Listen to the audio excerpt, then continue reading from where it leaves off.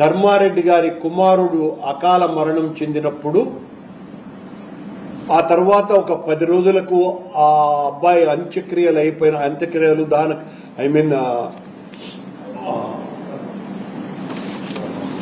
దినాలు అయిపోయిన తర్వాత ఆయన గుడికి వెళితే చంద్రబాబు గారు చేసిన రాద్ధాంతం అంతా ఇంత కాదు. సంవత్సరం పాటు గుడికి రాకూడదు, అలాంటిది లోపలికి వచ్చినారు, ఈ గుడిని ప్రక్షాళన చేయాలా, ప్రోక్షణ చేయాలా, ఇలాంటి మాటలన్నీ కూడా పవన్ కళ్యాణ్ గారు, చంద్రబాబు నాయుడు గారు పదే మాట్లాడారు. మీ తమ్ముడు నారా రామ్మూర్తి నాయుడు గారు చనిపోయి 2 నెలలు కూడా పూర్తి కాల. మన చిత్తూరు సాంప్రదాయం ప్రకారం మీరు పాటించినారా? మీ సాంప్రదాయం ఇది అని ఆ రోజు ధర్మారెడ్డి మీద మాట్లాడడం జరిగింది కదా, అది మీకు వర్తిస్తుంది కదా.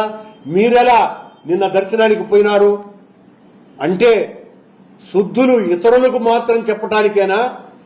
మీకు అవి అన్వయించవా?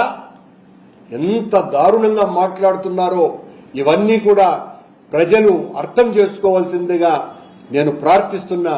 చంద్రబాబు గారి మాటలకి చేతలకి హస్తిమ శకాంతపు తేడా ఉంటుంది.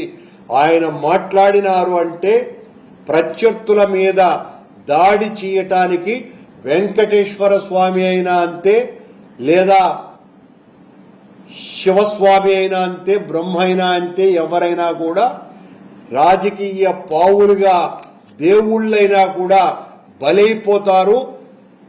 ప్రత్యర్థులను తుదముట్టించడానికి వాళ్లను పావులుగా వాడుకుంటారు అని చెప్పటానికి ఇవన్నీ ఒక ఉదాహరణలుగా మిగిలిపోతాయని తెలియజేస్తున్నాం.